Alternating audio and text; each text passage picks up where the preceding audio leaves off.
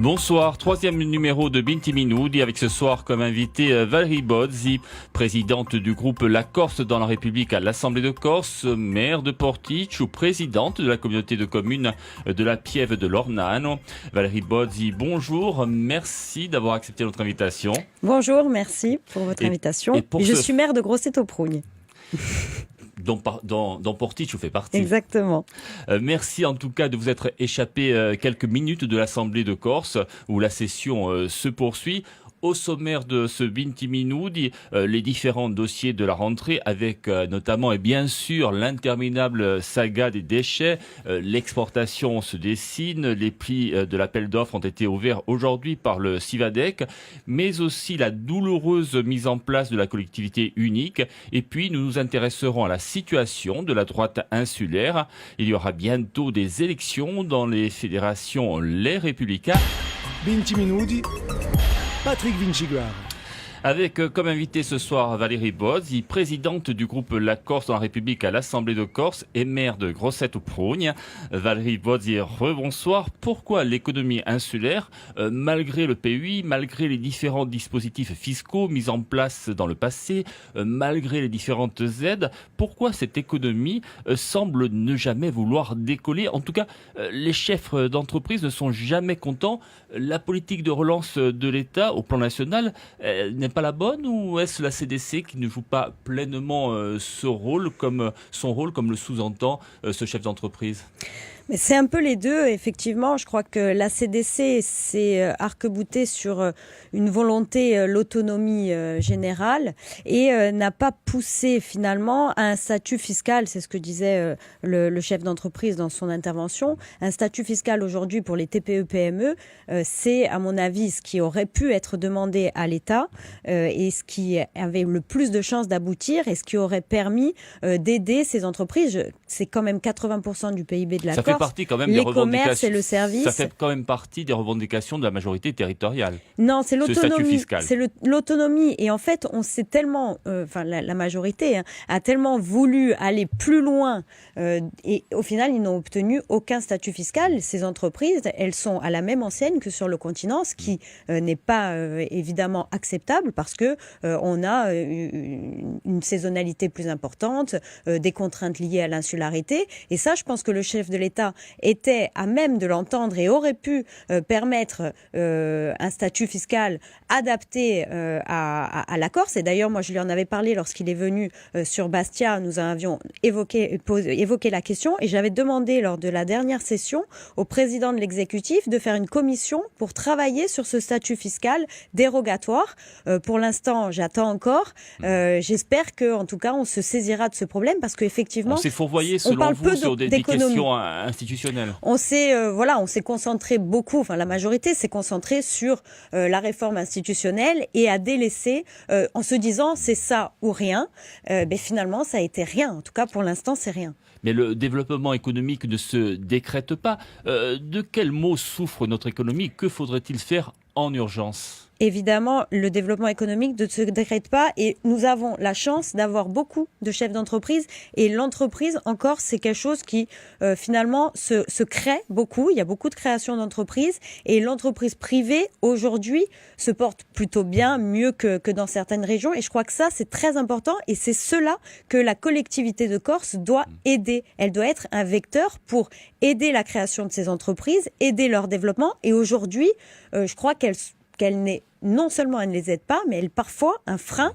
On voit bien aujourd'hui la création de la collectivité unique, ça déstabilise les marchés. On va en parler. Voilà, ça déstabilise les marchés, ça fait peur aussi aux investisseurs extérieurs. Et ça, c'est ce que nous avions évoqué lorsqu'on a dit que cette collectivité unique elle doit être créée très rapidement. On a dit attention, il faut attendre avant de créer cette collectivité unique. Et aujourd'hui, on voit bien que le secteur économique aussi en pâtit. En gros, vous nous dites que c'est une année blanche en matière de commande publique ? C'est une année blanche, ça a été dit d'ailleurs lors de la dernière session par le président de l'exécutif, une année blanche en matière de commande publique, une année blanche en matière de subventions aux collectivités, et ça c'est pas sans conséquence parce que les communes aussi cette année ne pourront pas investir sur des projets qui sont en cours, donc il faudra attendre l'année prochaine pour pouvoir appliquer le règlement d'aide aux communes qui a été voté dernièrement. Donc une année blanche sur ces secteurs-là, ça risque d'avoir des répercussions très défavorables sur l'économie insulaire également. Mais vous-même, en tant que présidente de la communauté de communes, vous avez quelques compétences en matière économique ? Évidemment. Transférées par la loi NOTRe ? Évidemment que nous assurons quelques compétences et je ne dis pas que la collectivité de Corse doit investir tous les secteurs et bien au contraire, je pense qu'elle doit être un vecteur qui doit aider les collectivités d'une part et les privés également par l'octroi notamment de ce statut fiscal dérogatoire, mais ça n'est pas à la collectivité qui fait seule l'économie, c'est pas ce que je dis. Elle doit être un facilitateur et elle doit permettre aux entreprises privées et aux chefs d'entreprise de réaliser leur activité plus sereinement. Alors avant, Valérie Bozzi, de rentrer dans le détail de certains dossiers chauds de la rentrée, 2 mots sur votre rôle d'opposante et plus généralement du rôle de l'opposition mené par votre groupe. J'en faisais aussi le reproche la semaine dernière à Jean-Martin Mondologne. Je pourrais le faire plus encore au groupe de Jean-Charles Orsouch. On a le sentiment de ne pas vous entendre, d'une opposition à minima homéopathique, cosmétique. Alors, c'est vrai, j'ai vu l'émission la semaine dernière et j'ai relevé que vous aviez évoqué ce point. Moi, j'ai l'impression que nous... À chaque fois qu'il faut s'opposer, on s'oppose. Que malheureusement, tout ce qu'on avait évoqué aujourd'hui se produit. C'est vrai que j'ai pas pour habitude de dire, vous voyez, on avait dit que la collectivité unique, ce sera pas une réussite et finalement, c'est pas une réussite. C'est un peu difficile. J'ai du mal aujourd'hui à taper sur l'ambulance, on dira. On voit bien que rien ne va, que la majorité nationaliste a beaucoup promis, il y a eu beaucoup d'attentes et aujourd'hui, rien n'a avancé, voire même on a régressé. Donc, vous votez aussi beaucoup de rapports avec elle. Oui, mais parce que beaucoup de rapports, non. On vote des commissions, on vote des plans avec des grands vœux. Donc, pour l'instant, il n'y a rien de très concret. Et c'est ce qu'on reproche depuis le début. Après, et même sur leurs fondamentaux, sur les fondamentaux nationalistes, eux-mêmes n'ont pas avancé. Donc ça, je pense qu'on le dit. C'est pas vous qui allez le reprocher. Non, exactement. Mais en tout cas, ça démontre une certaine inaptitude à mettre en œuvre même des choses que eux-mêmes ont envie. Donc, on n'arrête pas de le dire.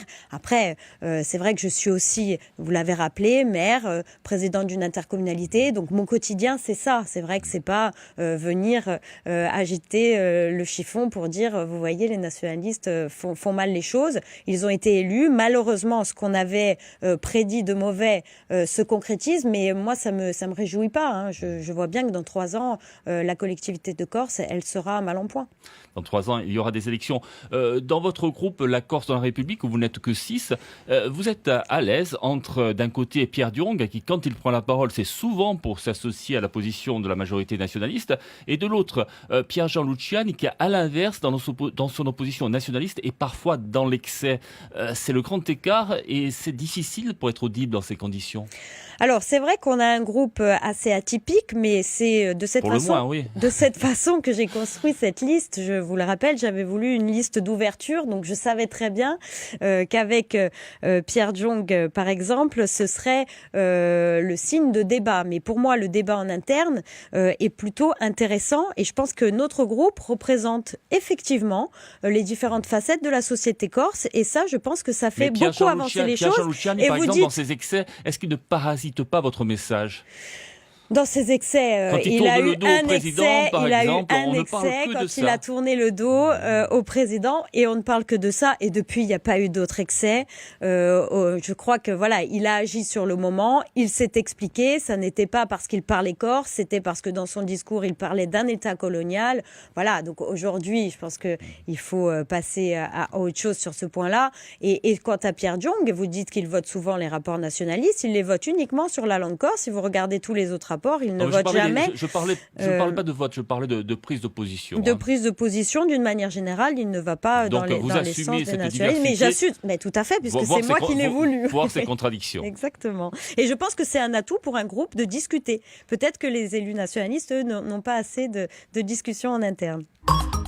20 Minути, l'émission politique.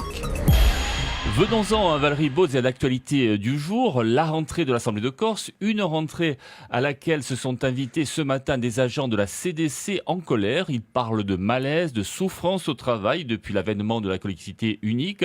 Vous allez d'ailleurs vous-même déposer une motion pour dénoncer ce climat, mais ces difficultés de mise en place ne sont-elles pas inéluctables, inhérentes à la fusion de 3 collectivités ?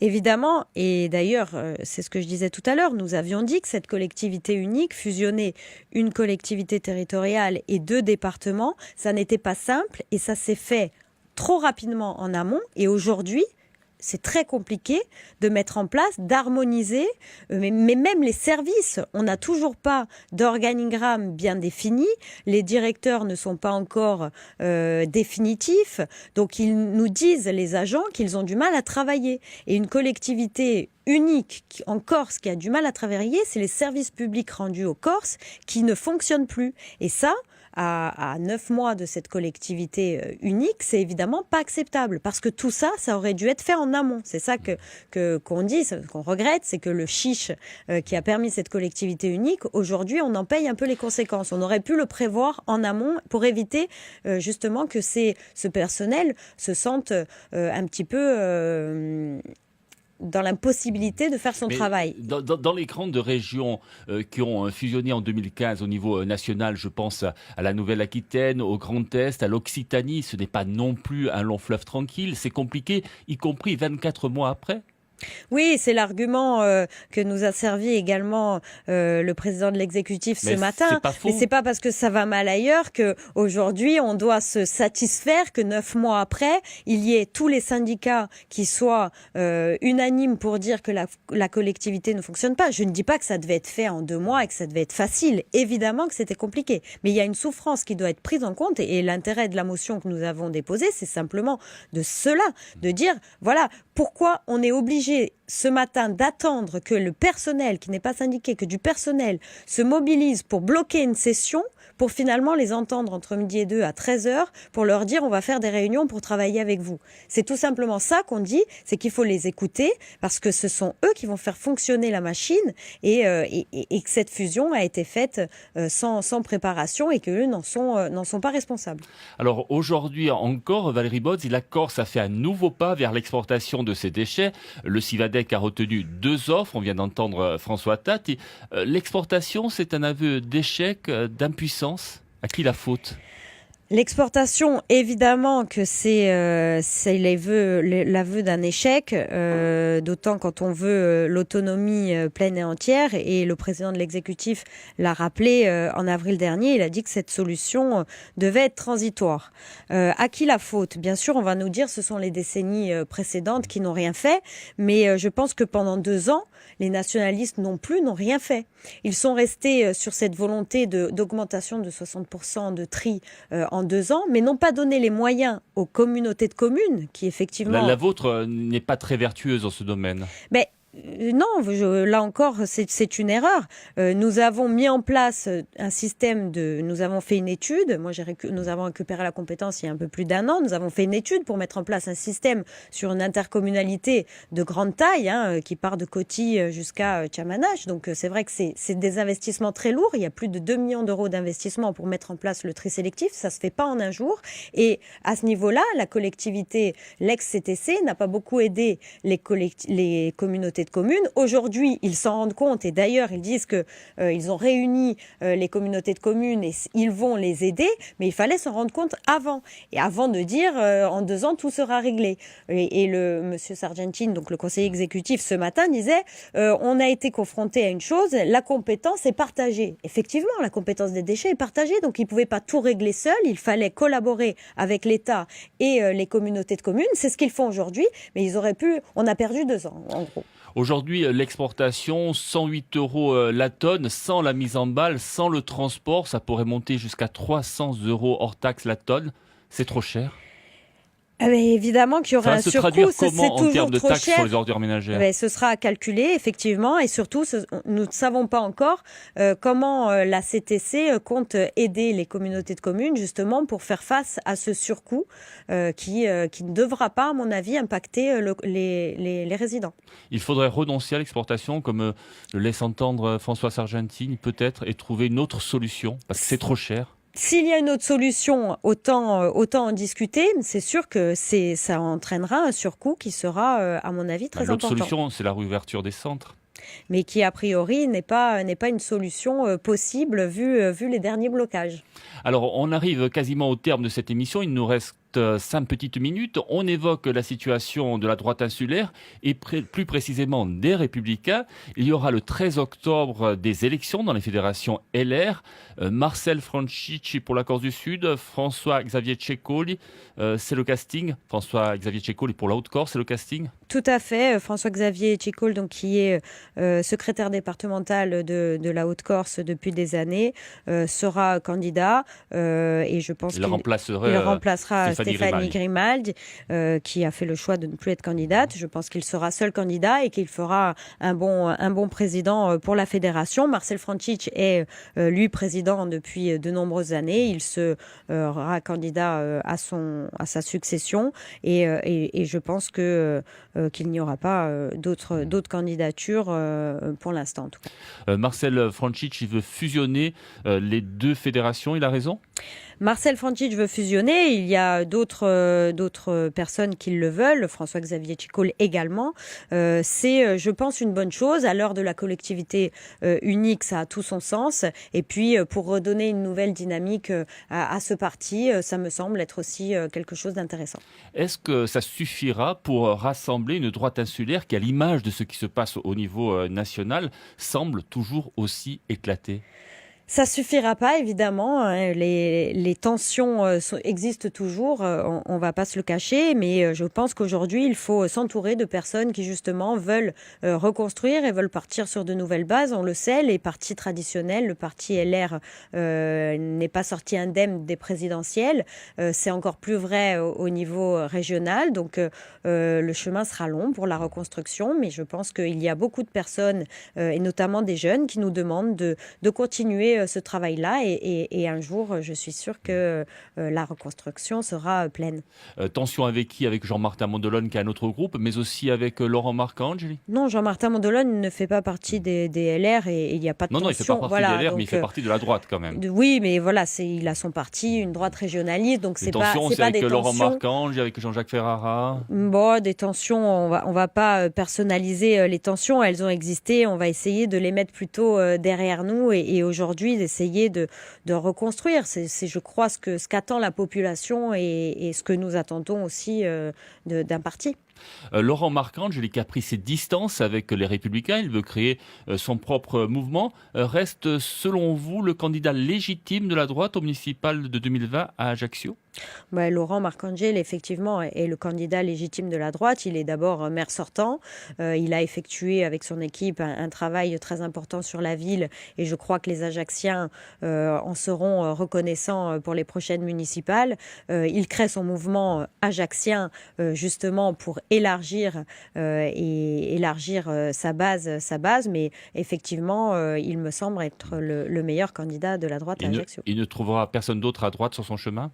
Alors ça, je n'ai pas de boule de cristal, nous verrons bien, mais en tout cas, il sera candidat, alors de droite, mais candidat d'ouverture aussi, semble-t-il, puisque son mouvement intégrera. Il n'a pas qu'un œil droit, il a aussi un œil gauche. Un œil gauche, voilà, c'est ça. Et un œil nationaliste. C'est la jambe droite et la jambe gauche de En Marche, donc effectivement, on peut considérer qu'il y a un nouveau mouvement à l'image de celui du président de la République. Alors, on termine par le plan national. Laurent Wauquiez, le président LR, est contesté par les Xavier Bertrand, Valérie Pécresse, Alain Juppé et j'en passe, Franck Riester. Et puis en plus, dans les sondages, il ne perce pas dans la perspective de la présidentielle de 2022. Il garde votre confiance? Alors écoutez, aujourd'hui, c'est vrai qu'il a pour l'instant du mal à reconstruire ce parti et c'est tout à fait normal après la défaite et l'impact de cette présidentielle sur le moral des militants.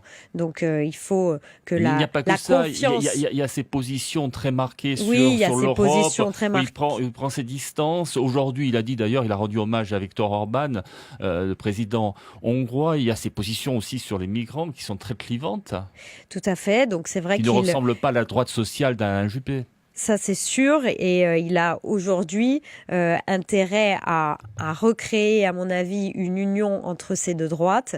Mais je pense que d'ici 2022, et j'espère en tout cas que le travail sera fait dans ce sens-là. Après, c'est vrai qu'il y a aussi une histoire de personne. Il faut que la personnalité de Laurent Wauquiez impacte sur l'opinion publique. On le disait tout à l'heure. Pour l'instant, il n'imprime pas. Pour l'instant, le candidat préféré reste Nicolas Sarkozy. Il faut qu'on arrive aussi à tourner les pages et qu'on trouve le candidat qui imprime. Comme Nicolas Sarkozy devant Alain Juppé, donc l'heure n'est pas au renouvellement à droite. C'est ça. Il y a Xavier Bertrand qui apparemment arrive en 3e, qui lui est le renouvellement qui est un peu plus jeune, aussi. et donc Laurent Wauquiez 4e. C'est le plus jeune, il arrive en 4e position. Et ben, ce sera le mot de la fin. Valérie Boz, je vous remercie d'avoir participé à cette émission. C'est moi qui vous remercie. Merci d'avoir répondu à nos questions et puis je vous laisse rejoindre les bancs de l'Assemblée de Corse. Merci. RCFM, 20 Minutes, l'émission politique.